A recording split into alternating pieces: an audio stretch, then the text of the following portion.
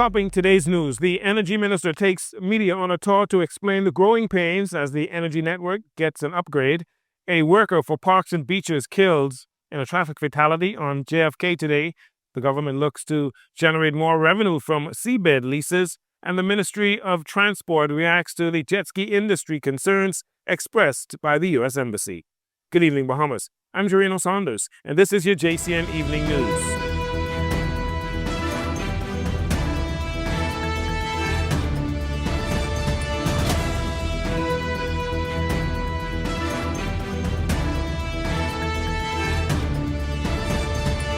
Following the recent string of power outages over the past few weeks, the Minister of Energy and Aviation, JoBeth Kobe Davis, explained that the outages were due to a number of upgrades taking place and foundational work that remains ongoing. She says improvements to the electrical grid is about 95% complete, but there is still a number of things that they have to do to provide reliability that is in the works. Project timeline had us slated to be completed by the end of May. Unfortunately, the incident that occurred with the Pike employee had us delayed by 8 weeks. And because of that, we are now having to complete our upgrades in a time period that also have extreme heat. So what we're seeing is some of our circuits has to be offline for the work, the upgrades to be completed. Because of that, we have many of our areas operating where they would normally be with 2 circuits. They're operating under 1 circuit.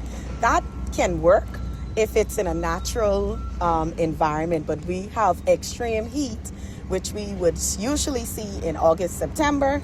We're seeing some of that on our system May, June. CEO of Bahamas Grid, Dario McKenzie, said the making of this sophisticated world-class sub-power station at the Big Pond location is an historic event. He explains the main reasons for the power outages is the result of BPO trying to get the new substation up and running. And so the station that we see behind us, Big Pond, is one of 3 of the substations that we have on New Providence. We also have another station located on Blue Hills Road. And we also have one at Clifton Pier. And just as Madam Chairwoman said, the purpose for these stations is to improve reliability. You improve reliability by improving the way how we can operate and control and divert load on the system. And so that is the role that these substations play. The total amount invested in this project is roughly $130 million. Exactly when the project will be completed is uncertain, as there continues to be a lot of work to be done as they iron out the kinks in the system. Last year, there were 66 traffic fatalities in the country, and while we are not on pace to match that record this year, authorities are still concerned that there are still too many traffic fatalities in the country after recording the 26th traffic death earlier today on the John F. Kennedy Drive Highway. Our Alexandria Reckley was on the scene and filed this report. A man said to be in his late 50s died in a traffic fatality earlier today on JFK Drive while crossing the highway, where he was hit by a black Honda Civic. The man, who has not been identified, was a part of a work crew cleaning the roadside along Lake Cunningham. Chief Superintendent Sabrina Porter, officer in charge of the traffic division, shares the following details. Paramedics shortly thereafter arrived on the scene, where they conducted a preliminary assessment of the male victim, and they found no signs of life.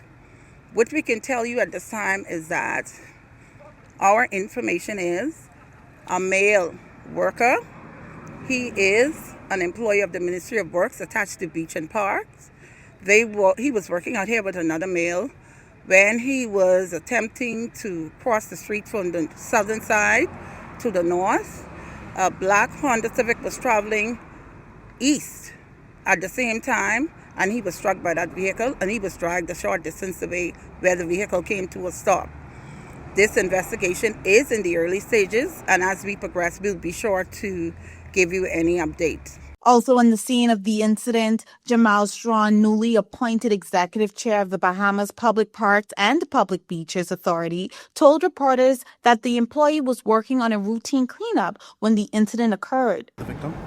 Well, it's a random verge highway cleaning. It's something that we do routinely to ensure the beautification of the airport road itself. I was informed earlier of an accident that eventually ended in a tragedy and fatality.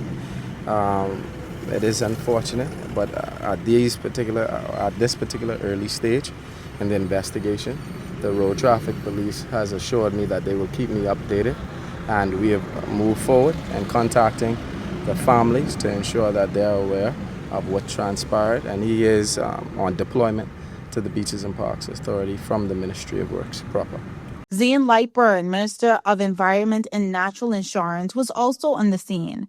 He wished condolences to the family and commented on the importance of driving safety in the country. First of all, I'd like to wish the family of the victim my sincere condolences on behalf of the ministry, the government, of course the Beaches and Parks Authority, of this tragic event today.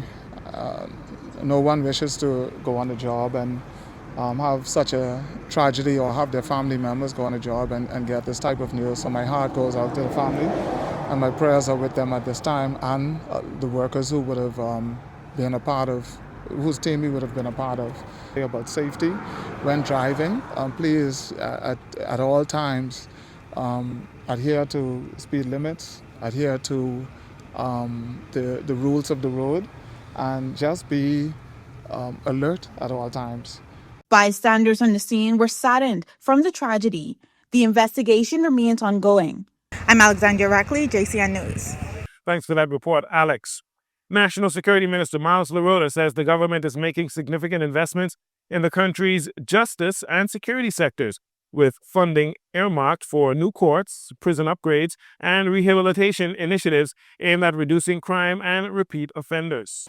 To complement, my ministry will establish a backlog reduction court to assist in clearing outstanding cases within 24 months. Expand the specialized firearms court as committed in the Blueprint for Progress. Concentration will be on prosecutorial expertise and judicial bandwidth on the crime category most directly linked to violent deaths. A new virtual court complex will consist of appeal, supreme, and magistrate courts with Family Island virtual access. My ministry will invest some $1,540,000 to advance this initiative. Mr. LaRota said rehabilitation remains a key component of the government's crime strategy. He noted that approximately 144 former inmates have completed intervention programs since 2021. Punishment without rehabilitation is simply deferred crime. Every person released from custody who has not been equipped to live differently return to our communities as a continued public safety problem. The fifth and final pillar of our strategy asks the most challenging question of the entire framework. Not what do we do to offenders, but what do we do for them and for the society they return to. Our accomplishments will include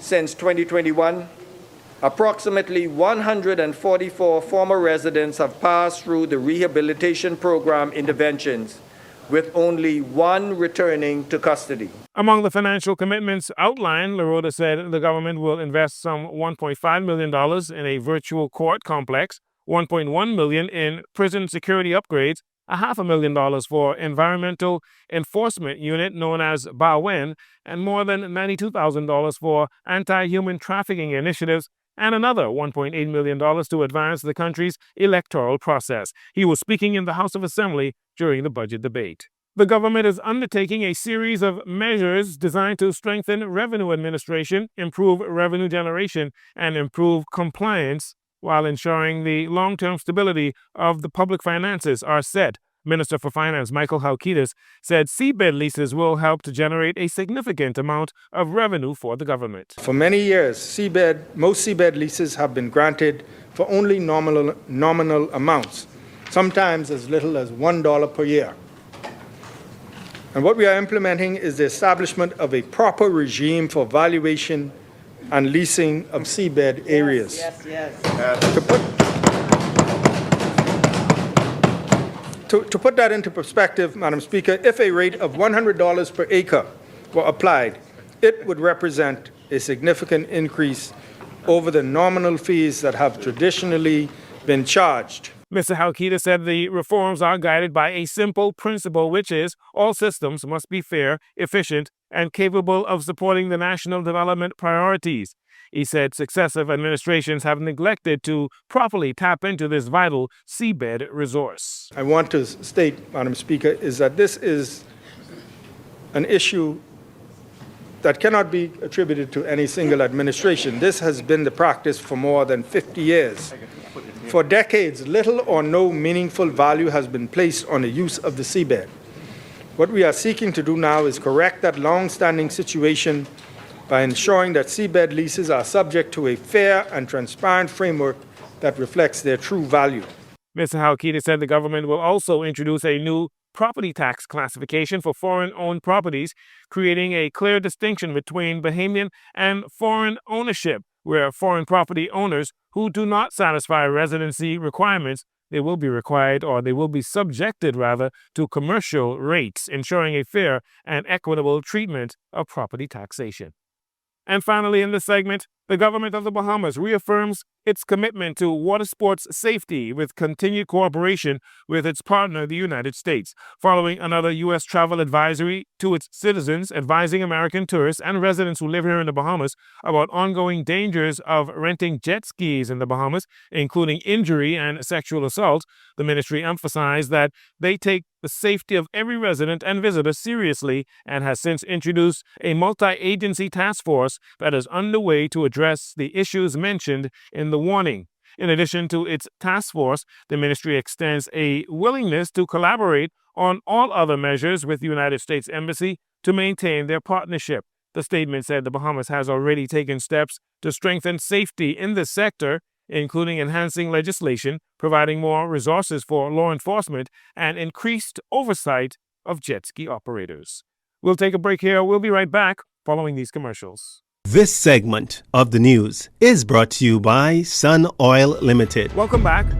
From the local courts, two men were charged yesterday in the magistrate's court, 24-year-old Lakskonda Jean and 28-year-old Malik Hanna.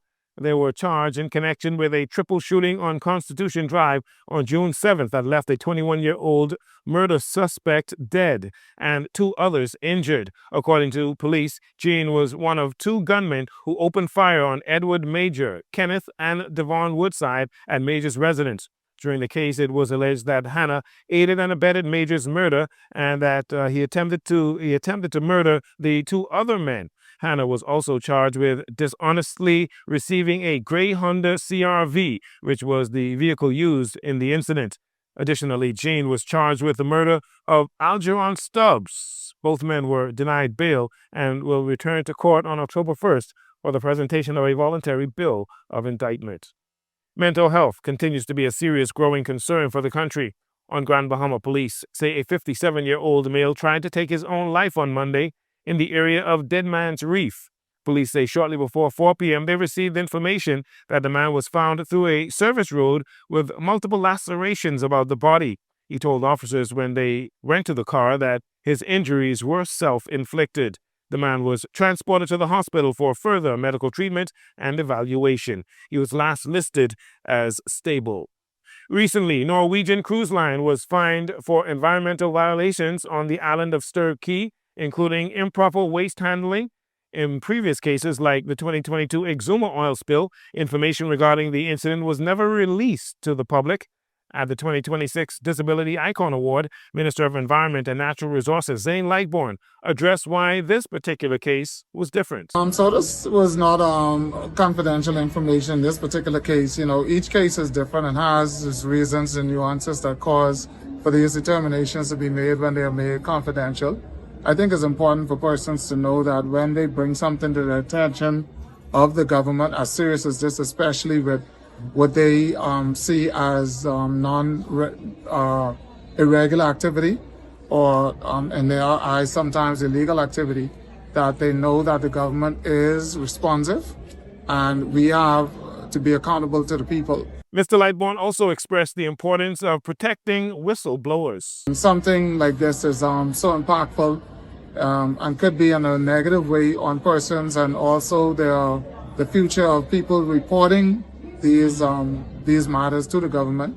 We want to make sure that we make people feel like they are appreciated, that their work doesn't fall on deaf ears, and that we are doing our job under the law, which is to bring persons to justice who will seek to damage our environment, because our environment is our heritage for our children, for ourselves and our children. And so it's very important that we come to the public as much as possible and to send a strong message to those who would seek to damage the environment and not seek the proper channels for approvals in order to do any type of development, or whether it's burning or upgrades or any type of modification to our natural space. These cases have sparked a broad discussion surrounding private entities adhering to the proper environmental protocols of our natural resources. And finally, a 39-year-old woman has been arrested for starting a fire at an apartment complex on Infant View Road yesterday. Preliminary reports say it happened before 3 p.m. Firefighters acted swiftly to contain and extinguish the blaze, preventing further damage and further spread. But the fire caused extensive damage to the upper units, resulting in heat and water damage as well to the lower units. No injuries were reported. The preliminary investigations revealed that an altercation had occurred between a man and a woman believed to be involved in a relationship. The witnesses reportedly observed the woman carrying a plastic bottle containing a brown liquid substance.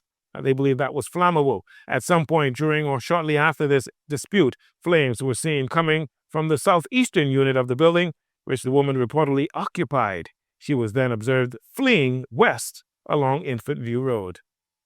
Well, that'll do it for your JCN Evening News. Once again, I'm Jareno Saunders. It's been a pleasure to have you join us today. This segment of the news has been brought to you by Sun Oil Limited.